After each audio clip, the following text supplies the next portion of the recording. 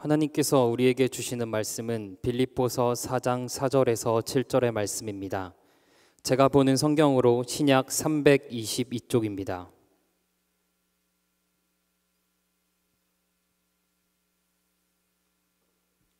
이제 빌립보서 4장 4절에서 7절의 말씀을 봉독하겠습니다.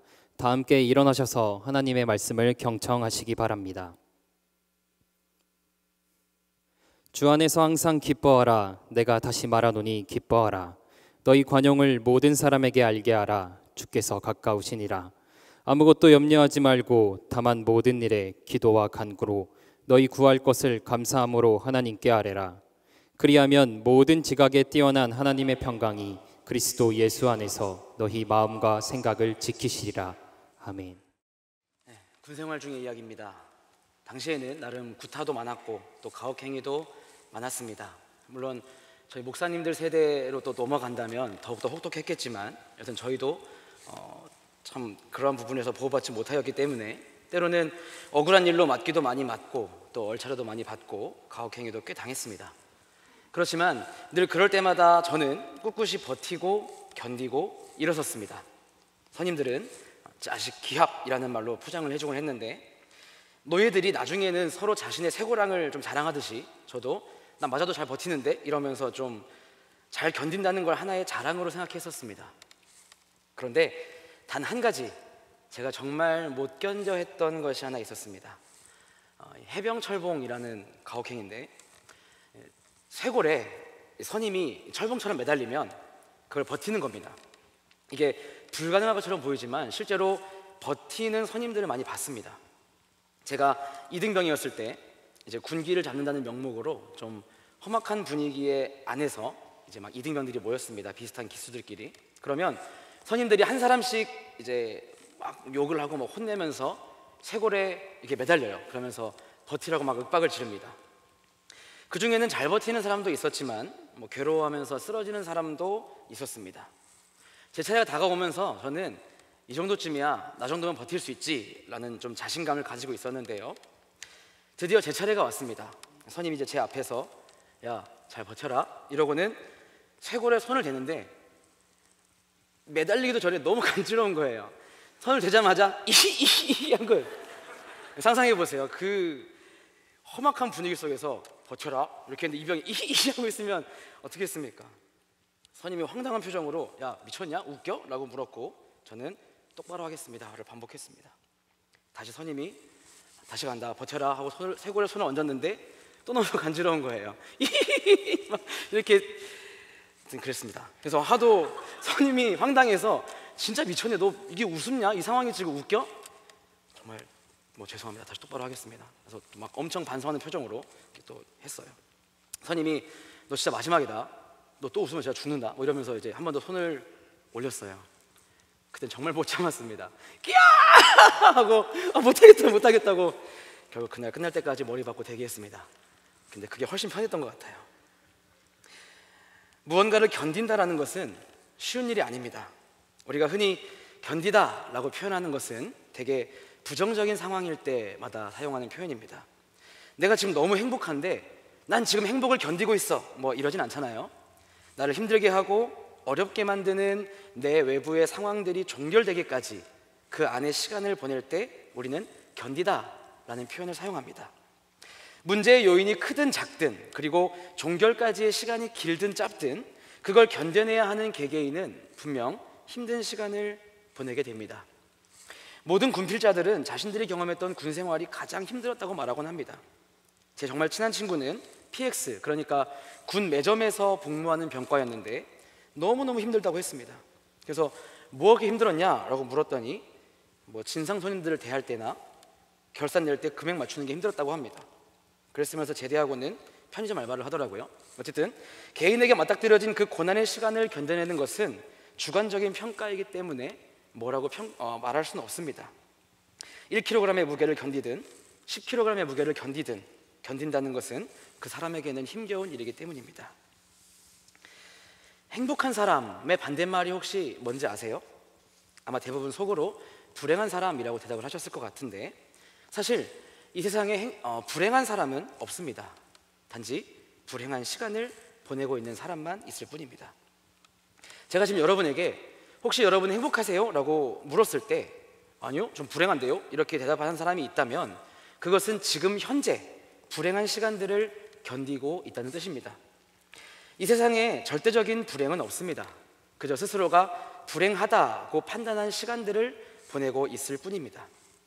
그 말은 견뎌내고 있는 불행의 시간이 끝난다면 그때 우리는 불행하다의 프레임에서 벗어날 수 있다는 겁니다.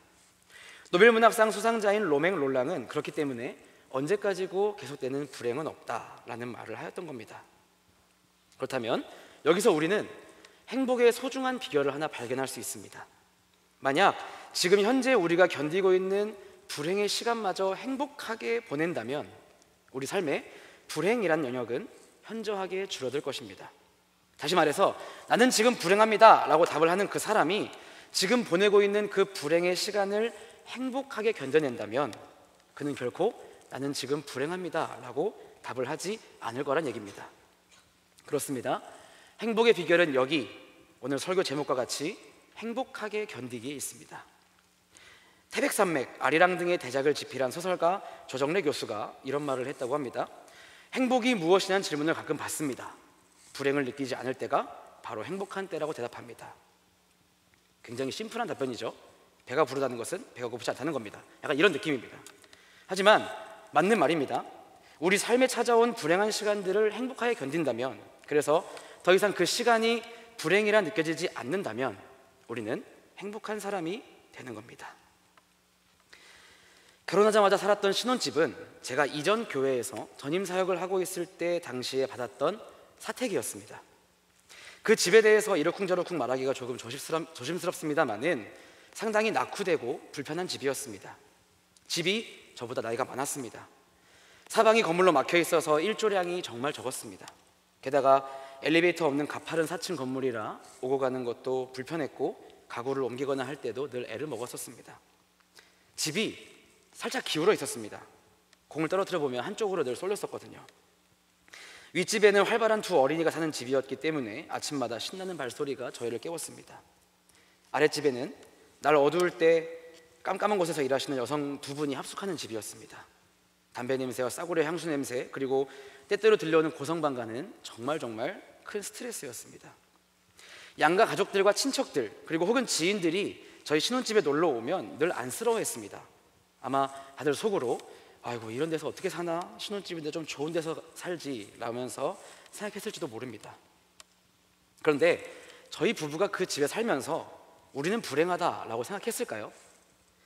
그 집에 6개월 정도를 같이 살았는데 분명 불편하고 힘든 점이 많았습니다만은 그런다고 그것이 우리가 불행하다고 느끼게 만들진 않았습니다. 신혼의 즐거움과 설렘은 그러한 불행한 환경마저도 행복하게 견딜 수 있게 만들어졌거든요. 지금도 서로 얘기하지만 그때의 6개월이 가장 추억이 많았습니다. 혹시 여러분 가운데 결혼을 준비하시는 분들이 계시다면 거기에 뭐 집이나 차, 결혼식의 규모 등등으로 고민하시는 분들이 있다면 부족하지만 이 말을 잘 기억하시기 바랍니다. 행복은 우리가 결정하는 겁니다. 금방 잊혀져 버리고 사라져 버릴 것들로 미리 행복과 불행을 판단하지 않았으면 좋겠습니다. 어쨌든 행복하게 견딘다라는 것은 이런 겁니다. 누군가에게는 불행해 보일지 몰라도 내가 행복하게 견뎌낼 수 있으면, 또 실제로 그렇게 견뎌낸다면 그건 행복한 겁니다. 행복하게 불행을 견디면 그 누가 불행하다고 생각을 할까요? 세계적으로 유명한 동기부여가이자 베스트셀러 작가인 앤드류 매튜스는 자신의 책에서 우리의 행복과 불행을 결정하는 것은 우리 자신이다. 그것은 우리 스스로 어떻게 생각하느냐에 따라 달려있다 라고 말하였습니다. 잠언 15장 15절에서도 고난받는 자는 그날이 다 험악하나 마음이 즐거운 자는 항상 잔치하느니라 라고 말하고 있습니다. 모든 인간은 반드시 불행한 시간을 경험합니다. 그러나 그러한 불행의 시간마저도 행복하게 견뎌낸다면 우리는 그럼에도 행복한 시간이다 라고 말할 수 있을 겁니다. 저는 오늘 우리가 읽었던 말씀을 통해서 괴로움의 시간, 남들의 시선에서는 불행의 시간을 보내고 있던 한 사람을 소개하고자 합니다. 그 사람의 이름은 오늘 본문의 집필자인 바울입니다. 이 사람을 소개하는 이유는 분명 불행 속에 있으면서도 그는 몹시 행복해 보이기 때문입니다. 불행의 시간을 행복하게 견디는 모범을 보여주었기 때문입니다. 말씀 안에서 그 비결이 무엇인지 찾아보고 또 배워보는 시간을 갖겠습니다. 이로 인하여 여러분의 삶에 행복의 빛깔이 더 짙어지는 계기가 되었으면 좋겠습니다. 오늘 우리가 읽었던 빌립보서라는 책은 두 가지의 별명을 가지고 있습니다. 하나는 감옥에서 쓰였다 하여서 옥중서신이라고 합니다. 조금의 TMI를 첨가해 보자면 먼저 빌립보서가 어느 지역에 어떤 감옥에서 쓰여졌는지에 대한 의견이 꽤 분분합니다. 로마에서 가이사 앞에 나아가기 전 가택에서 2년 동안 구금되었을 당시에 쓰였다는 설이 가장 유력하고, 그 외에도 에베소, 고린도, 가이사랴 등에서 쓰였다는 주장도 어느 정도 신빙성 있는 근거와 함께 제시되었습니다. 어떤 경우는 빌립보서가 하나의 편지가 아니라 여러 편지의 합본이라는 주장도 있습니다. 아무튼 워낙 다양한 설이 존재하였기 때문에 신학자 오리겐은 아예 오직 하나님만 빌립보서가 실제로 어디서 쓰였는지 알고 계신다라고 갈무리를 지었습니다. 사실 이 빌립보서가 어디서 쓰여졌는지는 그렇게 중요하지 않습니다. 한 가지 확실한 것은 바울은 현재 석방이냐 아니면 죽음이냐의 갈림길에 놓여 있는 것은 분명해 보입니다. 빌립보서를 읽어보면 바울이 어느 정도는 석방이 될 것이라는 확신을 가지고 있는 것처럼 보이지만, 한편으로는 죽음도 불사할 것이라는 의지도 엿볼 수 있습니다. 어떤 상황이든 분명 지금은 억울하고 답답하며 그렇게 좋아 보이진 않습니다. 그러나 빌립보서에는 또 하나의 별명이 있습니다. 바로 기쁨의 서신입니다. 읽어보시는 분은 아시겠지만 분량이 그렇게 길지 않은 빌립보서에서 기쁨이란 단어가 약 20회 정도 등장합니다. 나는 기쁘다, 아니면 너희는 기뻐하라, 이런 느낌입니다. 표면적으로는 꽤 낙천적이고 희망찬 분위기의 서신입니다. 억울하게 옥에 갇힌 사람이 썼다기에는 꽤나 밝은 분위기의 편지죠. 이러한 역설적인 분위기의 빌립보서를 통해 우리는 바울이 고난의 환경 속에서도 얼마나 행복하고 넉넉한 마음을 갖고 있었는지를 엿볼 수 있습니다. 당시 감옥의 시설은 가택이었든 실제 감옥이었든 그리 좋진 않았을 겁니다. 비위생적이고 춥고 먹는 것도 부실했을 겁니다. 수없이 맞았던 매들로 인해서 이 상처투성이가 된 몸이 제대로 치료도 받지 못하여 나날이 상해갔을 거고요. 자유가 억압된 상태면 애초에 마음도 온전치 못했을 겁니다. 그렇지만 바울은 편지 서두부터 이런 인사를 건넵니다. 쉬운 성경 빌립보서 1장 3절과 4절, 나는 여러분을 생각할 때마다 하나님께 감사를 드립니다. 또한 늘 기쁨으로 여러분 모두를 위해 기도하고 있습니다. 억울하게 옥살이를 하고 있는 사람이 할 말은 아닌 것 같은데, 바울은 이 편지를 쓰는 순간에도 기쁨을 감추지 못하고 있습니다. 도리어 바울을 걱정하고 염려하는 이들을 향하여 오늘 읽었던 빌립보서 4장 4절에서는 주 안에서 항상 기뻐하라, 내가 다시 말하노니 기뻐하라 라고 권면합니다. 누가 누구 걱정하는 건지, 누가 누구 보고 하는 말인지 세상의 사람들은 절대 이해할 수 없을 겁니다. 만일 제가 바울이었다면 주 안에서 제발 살려주라, 내가 다시 말하노니 살려주라 라고 했을 것 같습니다. 누가 보기에도 불행한 시간을 보내고 있지만 이 필체에서 엿볼 수 있는 바울은 지금 상당히 행복한 것 같습니다. 그는 지금 억울하고 답답한 감옥살이의 시간을 행복하게 견뎌내고 있습니다. 그렇다면 우리는 질문하지 않을 수 없습니다. 어째서 바울은 이 불행한 시간을 이토록 행복하게 보낼 수 있었을까요? 생명을 구걸하거나 좌절하지 않고 오히려 성도들을 향하여 도리어 기뻐하라 라고 권면할 수 있었을까요? 그 넉넉함의 비결은 무엇이었을까요? 이것을 우리가 깨닫고 삶에서 실천하게 된다면 분명 우리는 행여 불행의 시간을 보낼지라도 행복하게 견디며 살아낼 수 있을 겁니다. 오늘 말씀 속에서 세 가지의 포인트를 두고 살펴보도록 하겠습니다. 바울의 행복하게 견디기 첫 번째 비결, 기도입니다. 바울은 오늘 읽었던 본문 6절과 7절에서 이렇게 권면합니다. 아무것도 염려하지 말고 다만 모든 일에 기도와 간구로 너희 구할 것을 감사함으로 하나님께 아뢰라. 그리하면 모든 지각에 뛰어난 하나님의 평강이 그리스도 예수 안에서 너희 마음과 생각을 지키시리라. 사실 지금 가장 염려되는 사람은 투옥된 바울 본인입니다. 빌립보 교인들이 그를 위해 얼마나 염려하고 걱정하였는지 모릅니다. 그러나 바울은 오히려 그들에게 염려하지 말고 모든 일에 기도와 간구로 구할 것을 하나님께 감사함으로 아뢰라고 말합니다. 이건 무슨 상황일까요? 억압된 환경 가운데 고독하게 서 있는 바울은 이 권면을 할 때에 분명 허투루 한 말은 아니었을 겁니다. 과거로부터 자신의 경험에서 깨달은 숭고한 진리이자 삶의 끝자락에 선 이의 진심 어린 조언이었습니다. 아마 바울은 고통스러운 시간들을 보내며 하나님께 당연히 기도하였을 겁니다. 빌립보서에서는 중보기도의 내용만을 명시하고 있지만 그 이전에는 몸과 마음이 모두 상한 채로 자신이 보내는 이 불행의 시간을 위해 하나님께 기도하였을 겁니다. 이건 어디까지나 제 추측이지만 아무리 바울이라 할지라도 이 힘든 상황에서 벗어나고 싶어 하지 않았겠어요? 죽겠다, 너무 힘들다, 이게 과연 무엇을 위한 일일까? 마음 깊은 곳에서부터 들려오는 신음으로 기도하였을 겁니다. 그런데 그때 바울이 경험한 것은 평강이었습니다. 그리고 그 평강으로 인해 자신의 마음과 생각이 다시금 정신을 차리고 올바로 서는 것을 경험하였을 겁니다. 지금 이 상황이 과연 불행한 상황인지 아닌지를 판단할 수 있도록 이성을 찾은 겁니다. 생각을 바로잡은 바울은 선포합니다. 빌립보서 1장 21절, 나는 그리스도를 위해 사는 데 목적을 두고 있기 때문에 죽는 것도 내게 유익합니다. 바울은 이 불행의 시간을, 혹 죽음까지도 다다를 수 있는 이 시간을 유익하다라고 표현하는 경지에까지 이르게 됩니다. 바울이 자랑하는 이 기도의 능력은 우리가 흔히 놓치는 영역입니다. 기도의 유익이 무엇입니까? 당연히 우리의 간절한 제목들이 응답받는 것이라 할 수 있습니다. 하지만 그 이전에 기도가 우리에게 주는 유익은 객관화입니다. 기도하면서 하나님이 주시는 평강과 지혜로 인하여 우리는 지금 처한 상황을 조금 더 객관적으로 바라볼 수 있게 됩니다. 좀만 더 쉽게 얘기하자면 부정적인 감정들을 떨쳐내고 조금 더 평안한 상태에서 고난의 상황을 마주할 수 있게 되는 겁니다. 불행의 시간 속에서 도대체 왜 나에게만 이런 일이 생기는 걸까? 죽고 싶다, 짜증난다, 다 때려치우고 싶다, 이러한 불평과 원망에만 머물러 있던 우리의 마음과 생각이 기도 가운데 주시는 하나님의 평강으로 인해 이 어려운 환경을 어떻게 잘 극복해낼 수 있을까? 더 나아가서는 하나님께서 이 상황 속에서 나에게 보여주시려는 뜻이 무엇일까? 이러한 넉넉함으로 이룰 수 있게 됩니다. 같은 환경에서도 객관화로 인해 눈높이가 달라진다는 뜻입니다. 바울은 분명 자신이 억울하게 옥에 갇혀서 이 고생을 하고 있다는 것을 인지하고 있습니다. 쉬운 성경 빌립보서 1장 13절, 내가 그리스도를 믿었다는 이유로 죄 없이 감옥에 갇혀 있는 것을 모든 경비대와 사람들이 다 알게 되었습니다.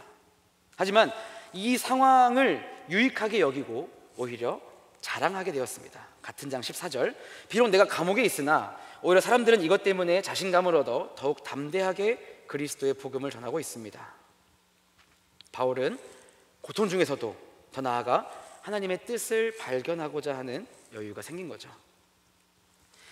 사랑하는 여러분, 분명 고통 속에서 바로 기도로 돌입하는 것은 쉬운 일이 아닙니다. 저도 마찬가지입니다. 크고 작은 어려운 일이 생기면 기도보단 제 생각이나 제 능력이나 감정 혹은 과거의 경험 등으로 그 불행한 상황에서 벗어나려고만 수를 여러 가지 쓰게 됩니다. 근데 해도 안 되면 사실 그때서야 기도의 자리를 찾게 됩니다. 참 신기한 게도 그럴 때마다 새롭게 깨닫습니다. 왜 그때는 그렇게 생각하지 못했을까? 왜 그때는 그렇게 행동하지 못했을까? 하면서 말이죠. 불행 중에 기도하는 이에게 하나님은 평강과 더불어 지혜를 주시고 용기를 주십니다. 그것을 놓치면 우리는 여전히 불행한 시간 속에서 불평과 원망만 하고 있는 거죠. 미국의 저명한 감리교 목사이자 부흥가인 E.M. 바운즈는 말하였습니다. 기도는 어둠 속에서 하나님을 볼 수 있는 거울이다. 혹시 여러분 가운데 나는 지금 매우 불행합니다, 이렇게 말씀하시는 분들이 계시다면 먼저 기도하시기 바랍니다. 그 문제를 해결받기 위한 기도 이전에 먼저 불평과 원망 속에 가리워진 나의 마음과 생각을 하나님께서 주시는 평강으로 지켜달라고 기도하시기 바랍니다. 분명 지금의 힘든 순간을 똑바로 바라볼 수 있도록 하나님께서 평안을 주시며 능히 행복하게 버텨내고 견뎌낼 수 있는 지혜와 용기를 주실 겁니다. 더 나아가 하나님의 뜻을 구할 수 있는 넉넉함까지 갖게 될 것입니다. 바울의 행복하게 견디기 두 번째 비결, 동역자입니다. 사도 바울의 2차 선교 여행은 그 본래 목적지가 에베소라는 지역이었습니다. 하지만 성령께서 바울의 발걸음을 유럽으로 인도하셨습니다. 그렇게 방문한 마케도니아의 첫 성이 빌립보였어요. 바울은 그곳에 유럽 최초의 교회인 빌립보 교회를 개척하여 세웠습니다. 훗날 3차 전도 여행에서도 여기에 방문하여 교회를 돌보았을 정도로 바울의 빌립보 교회에 대한 애정은 참 각별했대요. 그러나 어떠한 이유에서인지 바울과 빌립보 교인들과는 잠시 연락이 서로 끊긴 상태였습니다. 그러나 에바브로디도라는 사람이 옥중에 바울을 찾아와서 이 빌립보 교회의 소식을 전하여주고 또 이 교인들이 힘들고 어려운 상황 속에서도 바울을 위해 나름의 물질을 헌물해서 이것을 전달도 해주었어요. 바울이 고통스러운 시간을 보내면서도 행복할 수 있는 두 번째 비결은 여기에 있습니다. 여전히 바울을 위해 기도하고 섬기는 동역자들을 생각하니 이 불행한 시간도 행복하게 견딜 수 있는 힘을 얻게 된 겁니다. 4장 13절을 한번 보실래요? 내게 능력 주시는 자 안에서 내가 모든 것을 할 수 있느니라. 우리가 흔히 암송하는 구절입니다. 이 고백은 실제 바울 본인의 신앙 고백이기도 하지만 빌립보 교인들의 헌물에 고마워하면서도 자신은 건재하다, 여러분들이 이거를 주지 않아도 나는 하나님 안에서 다 할 수 있다, 이런 고백이기도 해요. 그러면서도 쉬운 성경 14절에서 그러나 필요한 순간에 여러분이 도와주어 정말 고마웠습니다 라며 감사를 표현했습니다. 불편한 감옥 생활 가운데 이불도 필요했을 것이고 겉옷도 필요했을 것이고 사식도 필요했을 것이고 아무튼 무언가 힘든 상황에서 좀 물질이 있으면 좋잖아요. 그렇지만 바울이 참으로 기뻤던 것은 그 물질을 실제로 얻게 돼서 그런 게 아니라 그 물질을 제공한 빌립보 교회 동역자들을 생각하니까 행복했던 겁니다. 고통스러운 상황 속에서도 누군가 나를 생각해주고 걱정해준다는 것을 아는 것만으로도 행복하게 견디는 것이 가능하다는 겁니다. 다들 그런 경험 있지 않으세요? 힘들 때 혹은 근심과 염려가 있을 때 누군가의 전화 한 통으로 마음이 평안해지고 용기를 얻는 일들이 있지 않습니까? 저는 아직도 저희 아기가 세상에 태어난 날이 생각납니다. 제가 낳은 건 아니지만 분만실에서 아내가 힘들어하는 것을 밖에서 듣는 것만으로도 마음이 정말 무겁고 힘들었습니다. 한참 이제 막 안절부절 못하고 있을 때 저에게 두 사람이 전화를 주어서 위로해 줬습니다. 한 분은 교구장님이었습니다. 저희 교육자들은 1교구 소속이기 때문에 이제 1교구 목사님이 전화를 해서 저에게 안부를 물어주었어요. 다른 한 분은 누군지 아세요? 김앤옥 전도사님이었습니다. 김앤옥 전도사님. 갑자기 전화를 주셔서 여느 때와 같이 높은 텐션으로 전화를 해서 안부를 물어줬습니다. 괜찮아요? 애기 태어났어요? 그저 짧은 전화통화들이었지만 그것은 불안정했던 저의 마음을 차분하게 가라앉혀주기에 충분했습니다. 그러한 작은 관심들이 정말 큰 힘이 되어서 그 힘들었던 시간을 행복하게 견뎌낼 수 있었던 것 같습니다. 교회가 성도 개개인에게 주는 정말 큰 유익 중 하나가 무엇인지 아십니까? 바로 유대감입니다. 저는 20살 때부터 교육전도사 사역을 시작했습니다. 고등학교 졸업한 직후부터 전도사로 불렸기 때문에 청년부 생활을 해본 적이 없습니다. 때문에 어느 교회에서 사역을 하건 항상 부러웠던 것은 청년들이었습니다. 자유분방하게 함께 모여서 교제하고 예배하는 그 모습들이 참 부러웠습니다. 나도 청년이었으면 얼마나 좋았을까. 저 모임에 아무 거리낌 없이 껴서 함께 교제하고 예배드렸으면 얼마나 좋았을까. 나도 교회에서 썸 타보고 싶다. 옛날에 그러던 겁니다. 지금은 아니에요. 지금 그러면 큰일 납니다. 저는 늘 청년 간의 교제와 모임 그리고 그 안에 두텁게 쌓이는 유대감이 항상 좀 부러웠습니다. 우리 교회는 팀셀 시스템이 잘 돼 있어서 마음만 먹으면 누구나 공동체에 쉽게 어울릴 수 있지 않을까 싶습니다. 인본주의 심리학자 메슬로우의 말대로 인간은 기본적으로 집단에 소속되어 서로 사랑하고 또 사랑받기를 원하는 욕구가 있습니다. 교회는 여러분에게 그러한 특권을 제공해 줍니다. 힘들면 기댈 사람이 있다는 뜻이고 사소한 시간이라도 함께 보낼 누군가가 있다는 뜻입니다. 권면하건대 이를 적극 활용하시기 바랍니다. 서로 중보기도를 요청하고 관심을 주고받으십시오. 여러분의 고통을 함께 짊어져주고 불행의 시간을 함께 견뎌줄 동역자들이 있다면 분명 여러분들은 행복한 사람들입니다. 사진을 한 장 보여드리겠습니다. 이 사진은 제가 훈련단에서 받았던 목봉 체조 훈련이라는 사진입니다. 제 경험상 저거는 체조라기보다는 체벌에 가깝습니다. 저 불쌍한 훈련병들이 들고 있는 목봉의 무게는 약 145kg입니다. 저런 식으로 한 분대가 저거를 위로 들었다 내렸다 왼쪽으로 갔다 오른쪽으로 갔다 하면서 훈련을 합니다. 사실 저는 저 훈련을 받을 때 그렇게 힘들진 않았습니다. 키가 작아서 저기까지 들면 손이 안 닿았어요. 표정은 막 힘들다고. 저 훈련이 마쳐지고 나면 모두들 서로 격려하고 포옹하면서 더 뭔가 좀 뜨거운 전우애가 생깁니다. 힘든 훈련을 함께 견뎌냈다는 성취감과 유대감으로 서로 더욱 가까워지는 거죠. 분명 혼자는 들기 어렵습니다. 하지만 함께 그 무게를 나눠서 들면 그럭저럭 버틸만 합니다. 물론 혼자 감당한 사람도 있을 수는 있습니다. 앞뒤 좌우에 계신 여러분들의 동역자들을 한번 바라보세요. 여러분들의 불행한 시간 속에서 함께 행복하게 견뎌내줄 이들입니다. 또한 여러분들 역시 곁에 계신 동역자들이 혹 불행의 시간을 보내고 있다면 함께 행복하게 견뎌내 주셔야 합니다. 쉬운 성경 빌립보서 2장 2절과 4절입니다. 서로 한 마음으로 사랑을 나누고 한 뜻으로 하나가 되십시오. 자기 생활을 열심히 하면서 다른 사람이 하는 일에도 관심을 가져 내 마음에 기쁨이 넘치게 해주십시오. 서로 사랑하며 불행을 함께 행복하게 견뎌내주는 우리 청년부 공동체가 되기를 바랍니다. 바울의 행복하게 견디기 세 번째 비결, 연단입니다. 유명 강사인 김창옥 교수님의 강의를 한창 유튜브로 찾아들었던 시절이 있었습니다. 그때는 김창옥 교수님을 너무 좋아해서 심지어 샤워할 때도 강의를 틀어놓고 샤워했을 정도로 정말 열렬한 팬이었습니다. 지금도 기억에 남는 한마디가 있습니다. 당신은 아무 일 없던 사람보다 강합니다. 이 문장은 후에 출간된 책의 제목이 되기도 합니다. 만일 누군가가 고난의 시간을 보낸다면 그것은 그 사람의 고난의 기준이 된다고 합니다. 그 기준점은 훗날 다른 고난을 겪는다고 하더라도 그때보단 덜 힘드네 라는 판단의 기준이 되어서 도리어 힘이 되어준다고 해요.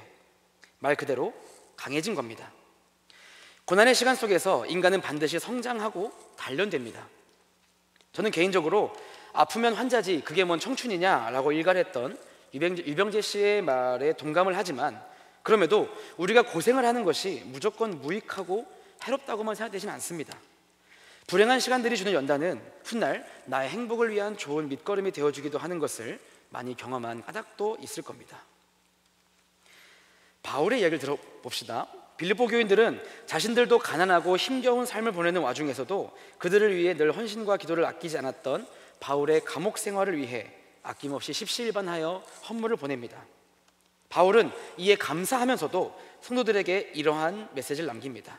4장 11절과 12절, 내가 궁핍함으로 말하는 것이 아니니라. 어떠한 형편에서든지 나는 자족하기를 배웠노니 나는 비천에 처할 줄도 알고 풍부에 처할 줄도 알아. 모든 일 곧 배부름과 배고픔과 풍부와 궁핍에도 처할 줄 아는 일체의 비결을 배웠노라. 분명 지금의 감옥 생활이 힘들고 어려운 것은 맞지만 그럼에도 이 환경에서도 자족하는 법을 배웠다라고 고백합니다. 그것은 분명 단시간에 생긴 능력이 아니라 과거 고난의 시간을 경험하며 쌓이고 쌓인 내공에 의한 것임이 분명했습니다. 바울은 예수님을 만난 후에 복음을 증거하는 삶을 살아가며 험난한 시간들을 보냅니다. 고린도후서 11장 23절부터 27절까지 겪었던 수많은 고난들을 회고합니다. 내가 수고를 넘치도록 하고 옥에 갇히기도 더 많이 하고 매도 수없이 맞고 여러 번 죽을 뻔하였으니 유대인들에게 40에서 하나 감한매를 5번 맞았으며 3번 태장으로 맞고 1번 돌로 맞고 3번 파선하고 일주일을 깊은 바다에서 지냈으며 여러 번 여행하면서 강의 위험과 강도의 위험과 동족의 위험과 이방인의 위험과 시내의 위험과 광야의 위험과 바다의 위험과 거짓 형제 중의 위험을 당하고 또 수고하며 애쓰고 여러 번 자지 못하고 줄이며 목마르고 여러 번 굶고 춥고 헐벗어노라. 정말 힘들었겠네요. 그러나 그 모든 고통스러운 시간들을 바울은 절대 헛되다라고 표현하지 않았습니다. 오히려 그 시간을 통하여서 나는 배우고 성장했다라고 고백하였습니다. 바울에게 있어서 고난의 시간은 곧 연단의 시간이었습니다. 자신을 단련하고 성숙시킬 기회로 삼았습니다. 당시 옥중에서의 시간도 바울에게는 성장과 배움의 시간이었을 겁니다. 불행의 시간을 보내면서 정말 힘들다 힘들어 하면 정말 말 그대로 힘만 들지만, 힘들어도 이 순간이 지나면 뭔가 얻게 될 거야 하면 정말 무엇인가를 얻게 될 것입니다.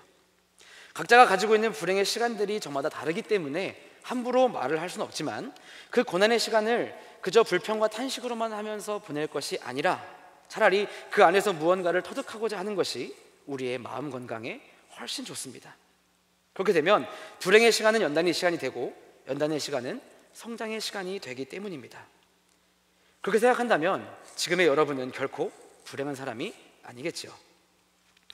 독일의 철학자 니체는 나를 죽이지 못하는 시련은 나를 강하게 만들 뿐이다 라고 하였습니다.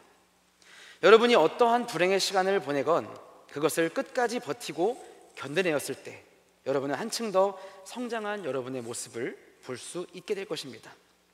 그러한 긍정적인 인식은 현재의 불행의 시간을 행복하게 보낼 수 있는 좋은 원동력이 되어줄 것입니다. 중학교 동창의 이야기로 말씀을 맺겠습니다. 어머니가 한자 학원을 하셔서 어렸을 때부터 한자를 잘 하던 친구였습니다. 중학교 2학년 때인가 여름방학 숙제로 한자를 500자 정도 쓰는 이상한 숙제가 있었습니다. 당시에 힘이 센 애들은 자신들의 숙제를 그저 한자 학원집 아들이란 이유로 다 얘한테 떠맡겼습니다. 저는 미안해서 한 1,000원 정도 주고 해달라고 부탁했습니다. 나중에 제 숙제를 깔끔하게 가져다 주었길래 제가 물어봤습니다. 힘들지 않았냐고, 짜증나지 않았냐고. 그랬더니 그 친구가 말했습니다. 나는 커서 엄마 학원을 물려받을 거라 한자 공부한다고 생각하고 했어. 그때 속으로 바본가? 라고 생각을 했는데 지금 생각해보면 참 성숙한 친구였던 것 같습니다. 본인이 스트레스를 안 받는 방법이었습니다. 오히려 그 시간을 자신의 성장의 기회로 삼았던 친구였습니다. 물론 그 친구는 지금 공무원이 되어서 그때 고난이 전혀 쓸모없었긴 했지만 아마 그 친구는 앞으로도 힘들고 어려운 일이 있을 때 그것을 연단의 기회로 삼으며 나아갈 것입니다. 남들에게는 불행의 시간이라 할지라도 본인이 그것을 연단으로 생각한다면 행복하게 보내는 것도 어려운 일이 아닐 겁니다. 미국 제16대 대통령 아브라함 링컨은 사람은 행복하기로 마음먹은 만큼 행복해진다 라고 하였습니다. 불행의 시간을 보내고 있거나 혹 보내게 될 여러분들에게 하나님께서 행복하게 견딜 수 있는 힘과 지혜를 그리고 은혜와 평강을 넘치도록 부어주시기를 간절히 바랍니다. 기도하겠습니다. 은혜로우신 아버지 하나님, 오늘도 우리를 예배 자리로 불러주시고 말씀을 듣게 하시니 감사합니다. 서로 다 알지 못할지라도 저마다 인생길을 걸어가며 불행의 시간을 보내고 있거나 혹은 보내게 될 것을 압니다. 그럴 때마다 절망하거나 낙심하는 것이 아니라 하나님께서 부어주시는 은혜로 우리의 마음이 새롭게 되어 그럴 때마다 기도하고 믿음의 동역자들을 떠올리며 하나님께서 주신 연단의 기회로 삼아 꿋꿋이 버티고 이겨낼 수 있도록, 그래서 모든 불행의 시간들을 행복하게 견뎌낼 수 있도록 인도하여 주시옵소서. 그 누구보다 우리의 행복을 응원하시는 예수님의 이름으로 기도합니다. 아멘.